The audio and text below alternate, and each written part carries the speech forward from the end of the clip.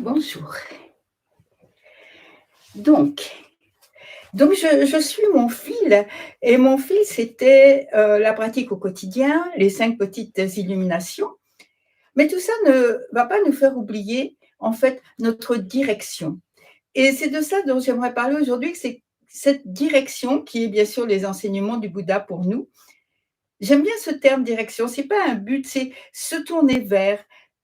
Quand j'ai été ordonnée, quelqu'un peu de temps après m'a dit: «Ah, on voit que vous avez trouvé votre direction», et c'est quelque chose qui m'avait beaucoup touchée parce que je me dis: «Bah oui, c'est vraiment ça». À un moment, on sait vers quoi, on veut marcher, vers où on veut aller. Donc bien sûr, les enseignements du Bouddha avec les enseignements de base que sont les 4 nobles vérités. Mais aujourd'hui, j'ai eu envie de partager avec vous, de vous montrer ce qui me semble le plus, comment je peux dire? Le plus merveilleux, le plus indispensable, une vision des enseignements, heu, qui nous aide à comprendre cette vue juste dont on parle, qui nous aide à comprendre, qu'est-ce que c'est que ce moi, et qui nous aide à, comment dire? À agrandir en quelque sorte notre vision. Et ce qui me touche beaucoup, c'est que dans cette image dont je vais parler, le filet d'Indra, il y a 2 choses. Il y a le merveilleux justement, et c'est quelque chose qui nous nourrit aussi, qui nourrit notre imaginaire pour, dépasser un petit peu, nos limites, habituelles. Et puis il y a aussi le concret, parce que moi je suis très concrète, j'ai travaillé dans la cuisine pendant des années dans les temples zen, mais donc il faut retrouver aussi le concret, mais il ne faut pas oublier le merveilleux, et surtout il ne faut pas oublier notre direction vers les enseignements du Bouddha. Donc, le filet d'Indra. Le filet d'Indra, c'est un petit peu mon dada. Je suis incapable de faire beaucoup d'enseignements sans revenir sans cesse au filet d'Indra. Parce que le filet d'Indra, ce qu'il nous montre, c'est la fin de l'illusion de la séparation. Et ça, c'est vraiment tous les enseignements du Bouddha en quelques mots, aussi bien les enseignements du bouddhisme indien que les enseignements du Mahayana. La fin de l'illusion de la séparation. Cette illusion de la séparation, ça veut dire moi je suis là, vous vous êtes là, il y a un arbre ici, une montagne, et tout est un petit peu cloisonné comme ça. C'est ce qu'on appelle dans les enseignements l'ignorance. Vous avez les 3 poisons, l'avidité, la colère, l'ignorance. Ce mot ignorance, c'est le plus difficile parce que c'est comme un piège un peu. On sait ce que c'est que l'ignorance dans le quotidien, dans notre vie, mais là, c'est une illusion. Et c'est cette illusion du moi séparé de tout ce qui existe. Et bien sûr, on sait que c'est faux en même temps. Et sur le plan mondain, pardon, il y a plein de choses qui vont nous montrer le contraire, à commencer par l'écologie et l'état dramatique de la Terre actuellement. Puisque nous voyons bien que nous ne sommes pas séparés de l'eau, des océans, de l'air, de tout ce qui nous entoure, de tout ce qui permet notre existence. Nous sommes un avec, parce que je ne peux pas vivre sans tout ce qui m'entoure. Et j'y reviendrai parce qu'il y a des très beaux textes sur cette perspective écologique du bouddhisme. Et qu'est-ce qu'il y en est des autres existants? Les animaux, que ce soit les mammifères, que ce soit bien les insectes, on voit bien que leur disparition, provoque des problèmes, pour nous aussi. On ne peut pas dire: «Ça, c'est loin et ça, c'est près». Dans ce qu'on entend le plus en ce moment, par exemple, c'est la disparition des abeilles, et on apprend que, ce sont elles qui font la pollinisation et donc qui font les fruits et les légumes qui arrivent dans notre assiette. Donc nous sommes là aussi un avec. Nous ne sommes pas séparés, et pour les êtres humains, c'est plus compliqué. Pour les êtres humains, je comprends, à un certain niveau, bien sûr, je comprends que, s'il n'y a pas de boulanger, il n'y a pas de pain. S'il n'y a pas quelqu'un qui a amené, avec son camion la farine jusqu'à la boulangerie, il n'y a pas de pain. Si en amont, il n'y a pas un agriculteur qui a, fait pousser le blé et cetera, tout ça, je le comprends. Je peux l'élargir à tout ce que je mange, tout ce que je bois, ce que je porte, ce que j'utilise, l'ordinateur, l'électricité et cetera. Mais c'est encore une vision utilitaire du monde. Tout le problème de ces 3 visions, comme ça, que ce soit pour l'air, que ce soit pour les insectes, que ce soit pour les êtres humains, c'est que c'est une vision utilitaire, et donc qui peut laisser, suivant ma compréhension, des grands pans entiers, de côté. C'est une vue étroite, ce n'est pas la vue juste dont nous parlent les enseignements. Donc il y a eu cette image traditionnelle utilisée pour expliquer pourquoi et comment nous sommes tous interconnectés et nous sommes tous vivants dans l'interdépendance. C'est donc le filet d'Indra, ce texte avec du merveilleux et en même temps avec du très concret.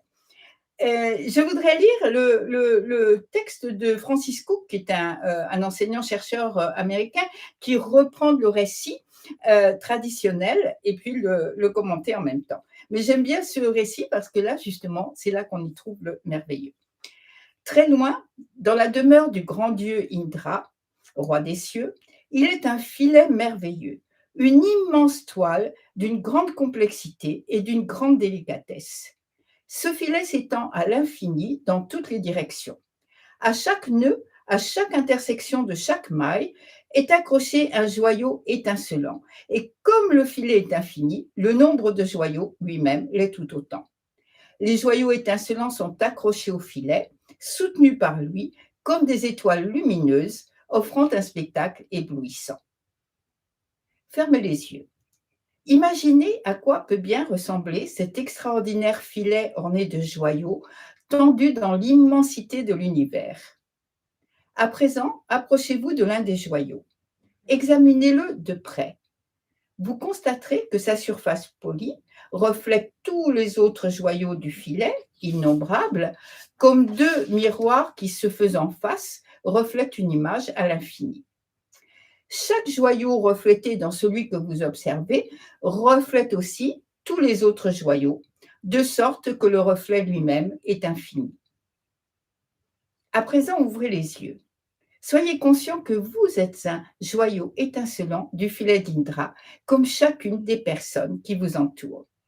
Chaque joyau est relié à tous les autres joyaux du filet. Chaque personne est intimement reliée à toutes les autres personnes de l'univers. Chacune a sa propre place dans le filet et tous nous nous reflétons et nous influençons. Si l'un des joyaux, l'une des personnes change, tous les autres changent, même imperceptiblement.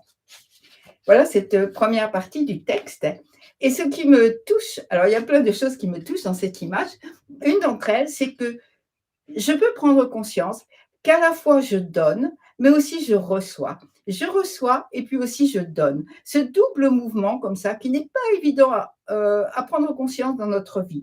Nous pouvons voir ce que nous donnons, mais nous n'avons pas toujours la facilité de voir ce que nous recevons. Ici, je reçois la lumière de chaque joyau et je donne ma propre lumière. Donc, lorsque ma propre lumière augmente, lorsque mes illusions, justement, lorsque mon propre obscurcissement s'éclaire un petit peu, lorsque ma propre lumière augmente, je vais augmenter, cette lumière va augmenter la lumière reçue par tous les autres joyaux. Comme la lumière augmente, celle qui revient vers moi augmente, etc. C'est un cercle vertueux qui est en place à chaque instant. Donc, lorsque je travaille à faire grandir ma propre lumière, je reçois en retour la lumière de tous et de tout. Et ça nous explique, vous savez, on l'a dit l'autre fois pour la naissance du Bouddha, quand le Bouddha est né, il a fait quelques pas sur le sol et il a déclaré que sur cette terre, lui et tous les êtres étaient illuminés. Lorsque je prends conscience de cette interdépendance et de cette interconnexion de chaque joyau, de chaque personne, je comprends qu'il n'y a pas d'éveil seul. On ne peut pas s'éveiller seul. Nous nous éveillons et nous sommes éveillés et nous éveillons tous les êtres et nous sommes éveillés et tous les êtres nous éveillent. C'est l'interdépendance complète de notre vie à chaque instant. Je reprends le texte. Chaque acte appliqué à un joyau touche le filet dans son ensemble, ainsi que vous-même. On ne peut pas endommager un fil d'une toile d'araignée sans abîmer toute la toile, et l'on ne peut pas endommager un fil de la toile de l'univers sans en abîmer tous les autres, qu'ils le sachent ou non. Il en va de même des actes positifs comme des actes négatifs, car bien sûr, tous les actes destructeurs affectent l'ensemble du filet, et les actes aimants, constructifs et empreints de compassion affectent également l'ensemble du filet. Un seul geste d'aide, même un simple acte de gentillesse, aura des répercussions positives sur l'infinité du filet, touchant chaque joyau, chaque personne vivante. Alors, C'est un dialogue. Ce texte est exposé au départ à travers un dialogue entre un maître et un disciple. Et le disciple dit, mais comment je sais que c'est vrai? Comment je sais que chaque joyau reflète chaque joyau, justement? Et le maître dit, voilà, on va faire un minuscule point sur un des joyaux et vous allez voir. Et effectivement, à peine il y a un point sur un des joyaux que ce point se retrouve sur tous les joyaux. Donc, nous savons, dit le maître, que tous les joyaux ne font qu'un. Donc, les, les interventions de chaque personne, les interventions constructives, vont produire une sorte d'onde bénéfique qui va se transmettre à travers tout le filet, jusqu'à ce qu'elle s'éteigne, bien sûr, mais de même les choses négatives. Alors là, je vais faire une parenthèse parce que ça me semble important. Si, moi, vraiment, cette image, elle m'est très prégnante et je l'incorpore le plus possible, si je peux dire. Mais il ne faut pas qu'elle mène à un autre extrême qui est de dire, alors à ce moment-là, bah, si j'ai un moment d'irritation, un moment de colère, waouh, il y a le monde entier qui s'est obscurci et tout ça. D'abord, il faut rester simple sur notre place dans ce filet d'Indra. Et surtout, mon idée, mais ça c'est vraiment mon idée personnelle là, je pense que la lumière se répand beaucoup plus que l'obscurité. Je pense que un geste d'humeur, une chose désagréable ou plus grande qu'on ait fait, va disparaître beaucoup plus vite qu'un sourire ou un acte de gentillesse. Et je pense surtout, et ça j'en suis certaine, et les textes le confirment, que le sentiment de culpabilité est un énorme obstacle justement à cette lumière. Donc, je poursuis. L'école bouddhiste Huayan, école de la guirlande fleurie, apprécie tout particulièrement cette image, mentionnée à de nombreuses reprises dans sa littérature, car elle symbolise un cosmos dans lequel existe une relation répétée à l'infini entre tous les membres de ce cosmos. C'est vraiment ce que nous voyons déjà en ce moment à tous les niveaux. Malheureusement, ce sont des niveaux un petit peu obscurs, que ce soit l'écologie, que ce soit la guerre. Nous voyons à quel point dans ce cosmos infini, tout est relié. Et je pense qu'en effet, chaque acte, aussi bien un acte positif, surtout un acte positif, va pouvoir apporter de la lumière. Et ça, je trouve que c'est très important parce que c'est là où je dis, c'est quelque chose du merveilleux, cette image, mais c'est aussi quelque chose de très concret. Parce que là, je reviens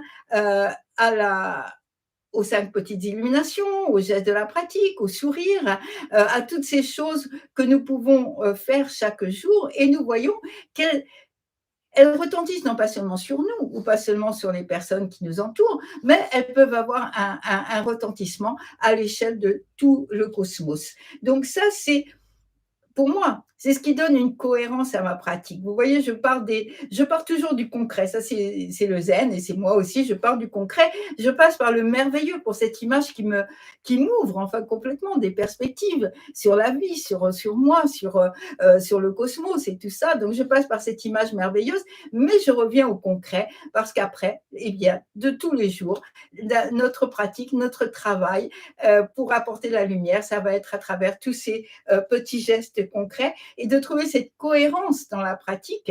C'est elle qui me permet de mettre la pratique dans ma vie et la vie dans ma pratique, si je peux dire. Donc ça, comprendre que même dans ces périodes où il nous semble qu'il y a tant d'obscurité et même des personnes complètement obscures, je pense que c'est important de savoir que tout est un joyau et que tout est possible d'avancer vers la lumière. Ça, c'est vraiment un cadeau merveilleux des enseignements du Bouddha. Tout ce que je donne, tout ce que je reçois à chaque instant, ça pour moi, c'est vraiment une grande joie. Voilà, c'est la joie des enseignements. Je voudrais finir avec un poème d'une vieille nonne. Vous savez, quand je dis des vieilles nonnes chinoises, c'est un terme respectueux et affectueux en même temps. Une poème d'une vieille nonne, c'est la nonne Fayan du XIIe siècle en Chine, qui écrit ceci: pas de fin. Depuis le début, sujet et objet ne sont pas différents. La myriade de choses n'est autre qu'image dans le miroir. Complet et réalisé, tout est imprégné d'absolu. Une seule forme inclut la multitude des dharmas, tous interconnectés dans le filet d'Indra. Couche après couche, il n'y a pas de fin. En mouvement ou immobile, tout est interpénétration. Voilà. Ça, c'est vraiment l'approche du un, l'approche de l'unité, l'approche de l'interdépendance.